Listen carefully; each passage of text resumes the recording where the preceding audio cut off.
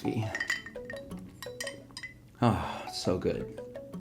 Are you ready for some small talk? Small ideas that can make a world of difference financially. Now, I've been chewing on these ideas for a while now, so I decided it's about time I sit down and try to share all this to see if it's a thing. I don't know if all my money saving ideas will hit today, but I'm sure at least one will stand out and help you think a little differently, a little smaller when it comes to saving more. Okay, I need to get these thoughts out before they flee from my brain, so let's jump right in. The problem with big savings goals is time.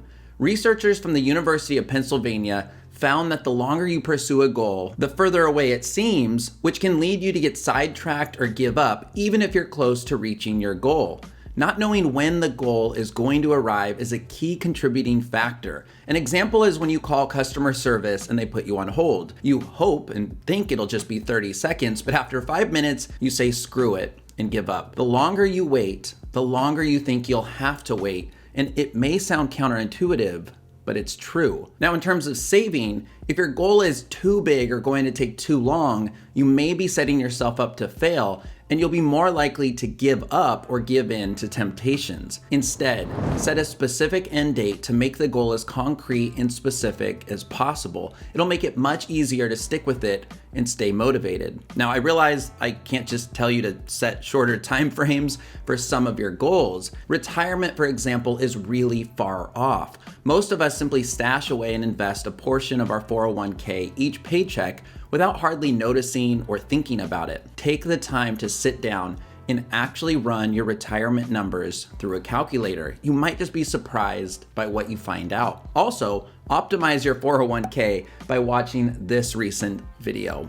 Now, running numbers through a retirement calculator is actually what led me to the goal of early retirement. I realized after crunching different numbers that if I aim to save and invest 35% of my income or more post-tax, I could retire a decade sooner. I could retire 2 decades sooner if I was able to get my savings rate to 50%. Yes, 17 years is still a ways off when I got started, but it made it more obtainable and realistic.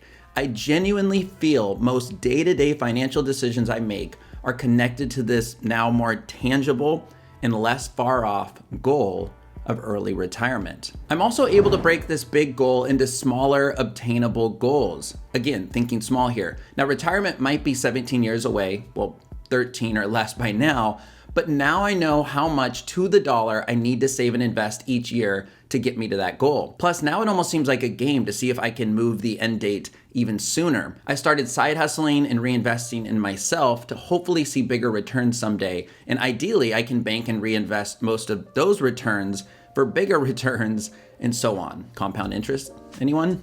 Think about your own life and your goals. First of all, do you set and track financial goals? If not, start there. But again, think small. What can you stash away for future you this year? What does that look like monthly? From there, what does that look like weekly or even daily? Now, saving $10,000 in a year doesn't seem nearly as hard when you realize that's just $833 a month. That's $192 a week. It's just a tick over $27 a day. Great. Can you now cut $27 in expenses daily? Maybe not at first, but eventually, hell yes.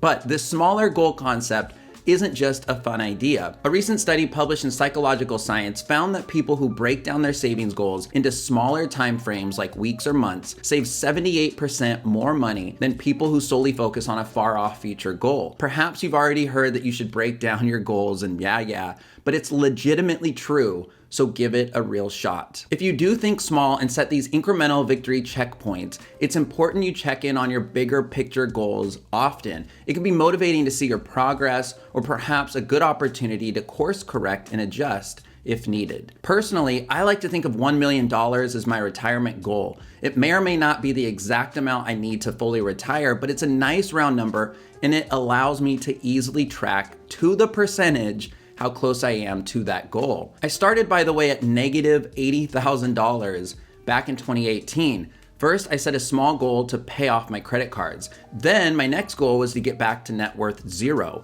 Then I couldn't be more thrilled when I achieved my next goal of hitting 6 figures positive earlier this year. The other day I hit $150,000 in net worth, or 15% to my goal. My new mini goal is $250,000 or 25% by the end of 2022. I love viewing it in small chunks and understanding my big percentage to this goal. That's $100,000 in around 15 months, which is $6,667 a month. And I think it's doable looking back historically. Since I'm showing my personal capital screenshot here, it feels like a great time to talk about today's video sponsor, Personal Capital.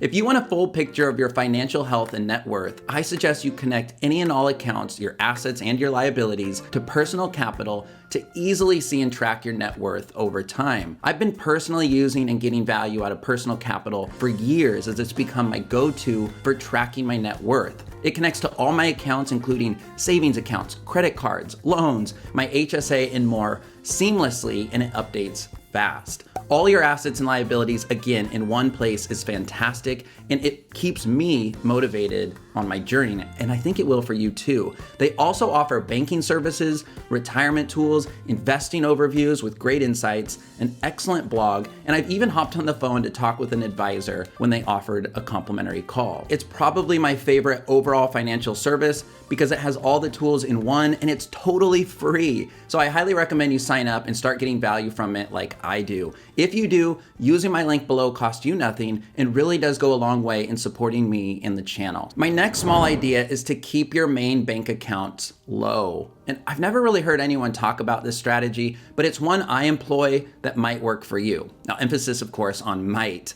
I like to keep my personal savings and checking accounts low. It makes me kind of proud. It means that every dollar is being put to work. I set up automation so my money gets transferred to my investing apps weekly and invested automatically. I even pay some bills and my credit cards automatically, and I manually move what I can to an external online-only bank account with Ally. I like living on the edge financially a bit in this sense. It's a constant reminder that money is tight. This helps me resist in a moment of spending weakness. It's psychological for me, but it works. This, of course, isn't for everybody, and maybe I'm strange in this, but I like making it difficult to pay my rent each month when it rolls around. I'm usually tracking to be a couple $100s off, and that strategy motivates me to finish and post a YouTube video or a Medium article. I have other ways to pay, of course, but this is my mini mental way of gamifying it. Either way, remember, money sitting in a standard bank account is losing money due to inflation, so put that money to work. Consider trying out this smaller bucket approach with your main savings account, but I wouldn't recommend it without a safety net built up. That part is key. The next small concept to help you save is the 80-20 rule. The 80-20 rule means 20% of your actions yield 80% of the results. So leverage the 80-20 rule to save more money. It's likely there are 20% of things you could cut or reduce that could lead to 80% of new savings. Let me cover the less obvious here first. Eating out isn't expensive. Those drinks and desserts are, so cut those. Vacations aren't expensive. The hotels, transportation, and souvenirs are, so find a way to reduce those big line items with discounts or travel points. Going to a sporting event isn't expensive. The beers, hot dogs, and New Jersey, plus parking, are. Attending a friend's house party isn't expensive. The new shirt you go out and buy and the fancy wine you show up to impress the host is. Skip the new shirt, buy the regular wine. Focus on the small parts that could lead to big savings. See what parts of your fun cost you the most and reduce or eliminate those. The same could be said for some of the more expensive events in general. Perhaps you should learn to just say no to some of them some of the time. The small idea with the 80-20 rule is to resist temptations and add-ons. Personally, I'm all about using credit card points to make vacations more affordable, so we take at least one big one a year. I create a mental spending limit when I go to a sporting event or attend a party, and I actually even bring my own food into baseball games or the movie theater when I can. It's not cheap or illegal, it's just smart. Now, the other more obvious way I could have taken the 80-20 rule is to focus on reducing your biggest expenses. For most people, that's your housing, food, and transportation. If you focus on reducing this chunk of your spending, you can save more and worry less about the day-to-day. Now, I have 3 more small ideas to help you save big I'm gonna cover in a quick amount of time. The first is that incremental increases matter. In your quest for financial independence, small increases in saving and investing can help you make big strides. For example, if you up your retirement savings 1% or even just $100 a month, you'll hardly notice a difference, but that might earn you $10, $20, or even $50,000 in the long run. Giving yourself a raise is critical. It's especially critical that you give yourself a raise when you earn a raise. Bank any and all increases in pay, which does also include bonuses. Invest it and enjoy years being shaved off of your working life. The next small idea is that every penny matters. Similarly, this one's great if you're just getting started. I heard about this app called Acorns, and I decided to give it a go in, I think, early 2018. You can connect your bank account, and Acorns will automatically round up your spending and send those extra coins to Acorns where they invest it. I like stashing $30 or $50 a month without noticing, but that got me addicted. With Acorns, you can 2x, 3x, or I think even 4x those roundups. Plus, I set a rule that purchases that end with $0 should move a full dollar over to Acorns. Acorns isn't perfect for everyone, especially since there is a small fee to use the service, but I do recommend it for young people or anyone getting started with savings goals. Now, you can also do this in real life with this fun quick tip. Save every $5 bill you come across. It doesn't matter when, where, or why. If you come in possession of a $5 bill, put it in a jar. Period. And finally, make your email inbox small. I used to wake up to over 100 emails in my personal inbox a day, and I'd estimate over 70% were miscellaneous marketing emails that tempted me to buy things and stuff I don't need. Don't start your day with deals and sales and temptations. Make an effort to unsubscribe. Reduce the trash, save the cash. Put that on a shirt. To summarize, I talked through the importance of setting shorter time-bound goals to keep you motivated. One way to do this is by breaking down larger goals into smaller chunks.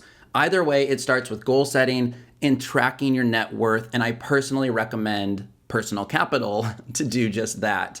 Then I took the think smaller concept further and talked about having a smaller amount of money in the bank accounts that you check most often so you aren't tempted to spend when you're heavy on cash flow. Next, I briefly talked about the 80-20 rule and focusing on the small 20% of your actions that make the biggest difference. Then the quick tips here. The first was small incremental increases in savings that you'll hardly notice, as well as the fact that every penny counts, especially if you use a service like Acorns. Plus, my $5 rule, always bank those Lincolns. That was a lot of small talk. I'm curious, of all these ideas on screen now, which is the one that stands out to you most? Which concept is one you'll take away and remember? I love hearing what resonated and moved the needle. Let me know in the comments or add a small idea to my list. I'm always trying to come up with new, fresh takes when it comes to personal finance. I make it a bit of a challenge to share new concepts and ideas that stretch the brain and the wallet. So I hope you enjoy these small ideas that can lead to big savings. My name is Frankie. Your name is